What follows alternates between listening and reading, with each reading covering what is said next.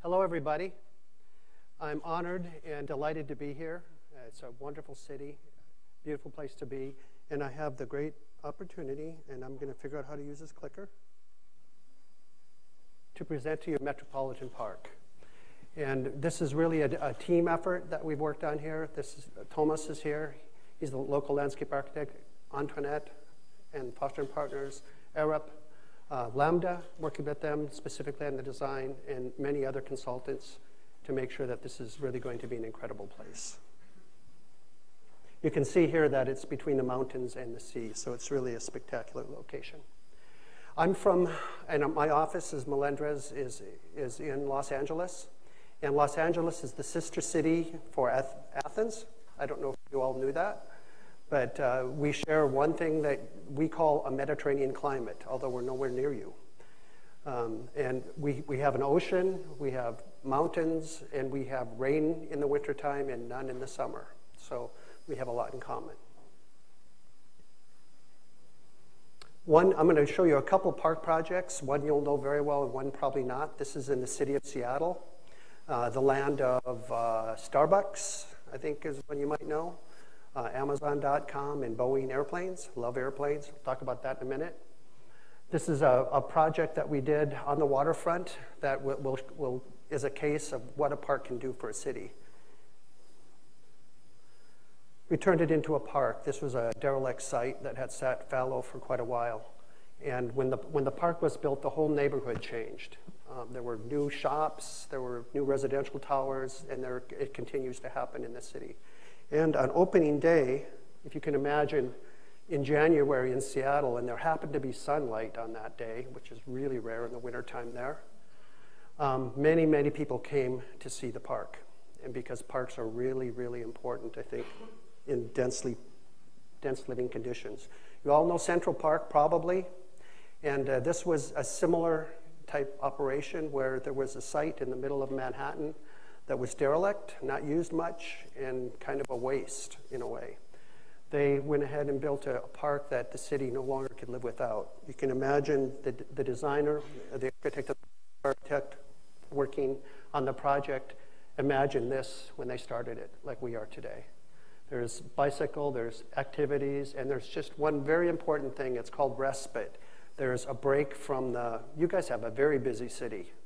I mean, it is so busy. I cannot imagine, the intensity that you live with every day. So the idea of building a park where that can all change for the moment, for the break. I think that's what Olmsted had in mind for Central Park. Okay, does size matter? To some of you, yes. And some of you are smiling. Let me show you. Metropolitan Park is 200 hectares. This is a very, very large park. Central Park is 340. Hyde Park in London is 142. Let's skip down to the National Gardens, one place I love to walk through, 16 hectares. Olympia Sculpture Park that I showed you was only 4 hectares. And a very famous park in the United States now is Highland Park's only 2 hectares. So it's quality.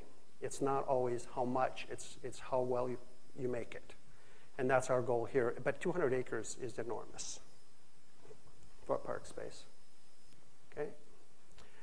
Some comparisons of other parks superimposed over the site. You can see Hyde Park and also Central Park.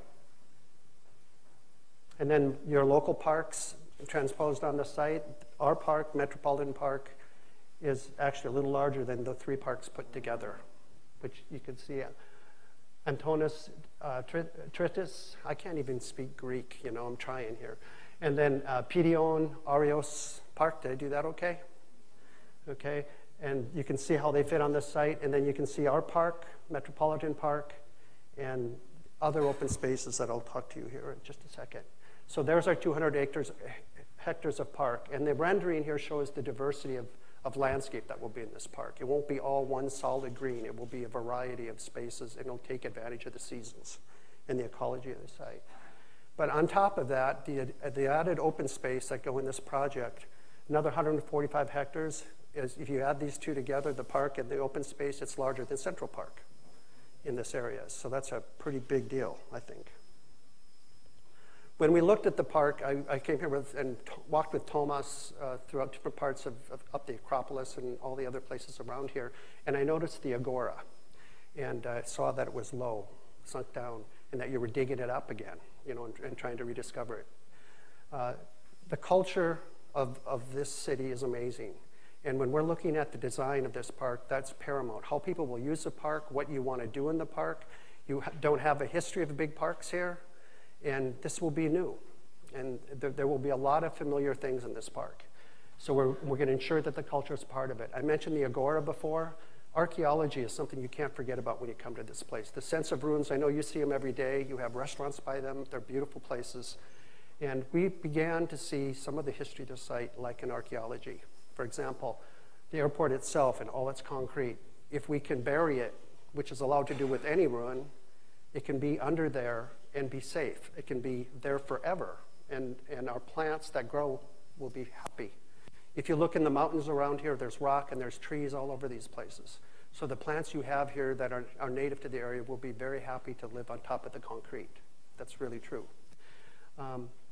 So the archaeology also, the history of the 2004 Olympics is very important, and we're going to capture that for the park. And I'll talk about that more in a minute.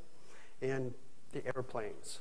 You know, they're amazing. There isn't many projects you can go to where you can find airplanes just sitting there. Have you all seen the airplanes? Do you remember they're out there? They're really cool. So I got to use my hands here for a second, just like Shannon did in my office. But do I have it right? This way. Okay. It's probably the other way when you're looking at it. But the idea for the park, for the landform, is to dig out a portion of the park, take that material, put it here to raise the topography so it's different, and then to keep the relative flatness of the existing airport intact. Okay, does that make sense? That's kind of the way we're going to move Earth around on the park. The park is basically connected to all the neighborhoods. You can go through it in many, many places. The water can go through it. But does this have a pointer? Aha, okay. This is the airport, the main runway. Now you're going to see how much coffee I've been drinking, because I'll wiggle. That's the main airport. This is the domestic airport right there. And those lines are met by another pedestrian connection. And that's the new line that's brought into the park. It's a pedestrian connection from the mountainside down to the waterfront. And what happens when those three lines intersect, they're all pedestrian, is where the Olympic symbol is right there today. It's really interesting that those ended up in that place. So that's the basic framework for the park. We imagine, like you saw before, views into the park will be inviting. There will be activities. There will be places to have coffee. There will be museums. There will be skateboarding. You can imagine all the possibilities that could be in a park of this size. Again, we saw this earlier, looking down from above. The pedestrian path that's coming down from by the mountain down to the waterfront will have a slight move up and down as it moves down, whereas the airport runway is very, very smooth and steady. So you can imagine it that way. The skin that covers the park is familiar landscapes that you'll all recognize.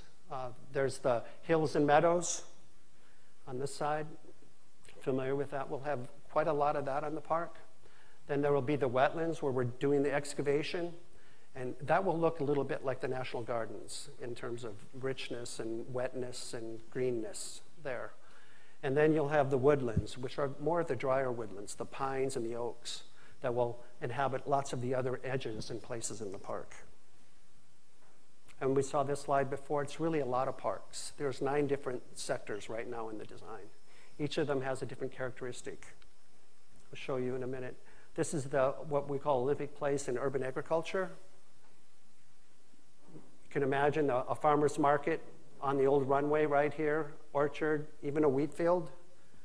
And this is where the Olympic symbol is that I mentioned before.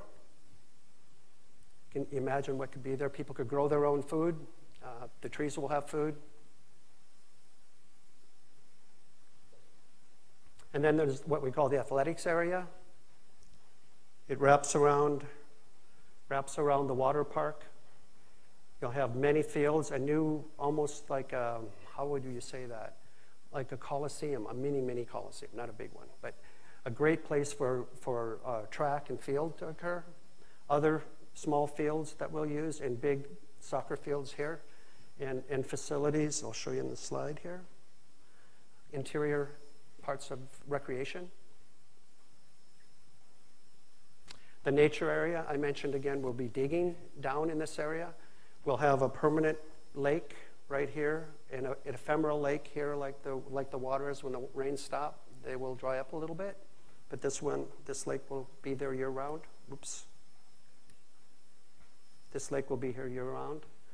These are the existing fields that will be retained, and they can become picnic areas, places to kick a ball, but they're remnants of the Olympics.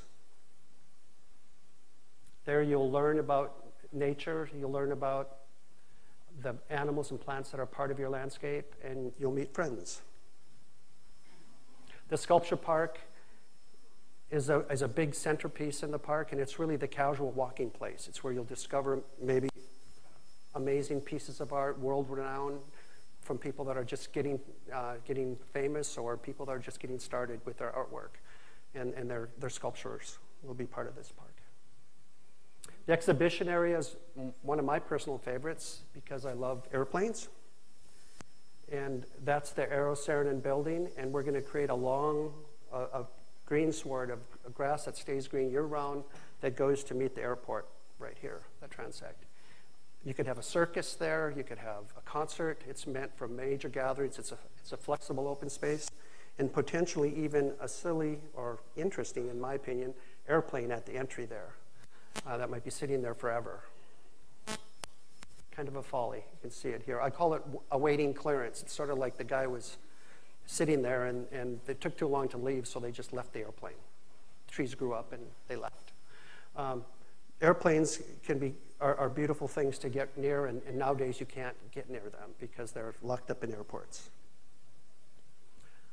So there's the skin again. You can see the variation in colors across the park.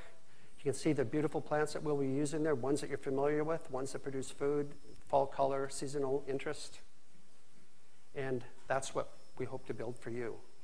The thing about parks that I really wanted to leave with you is that they're really for everybody. And the location of this park is really spectacular in that there's transportation that can take you anywhere in Athens to this park. It's very, very important that we understand that this great, large park is like the lungs. Let's imagine the Acropolis is the heart. This is the lungs. You have to have two to work. And maybe this will become the lungs. All the trees, all the plants, and all the activities that can happen here will be very memorable. Thank you.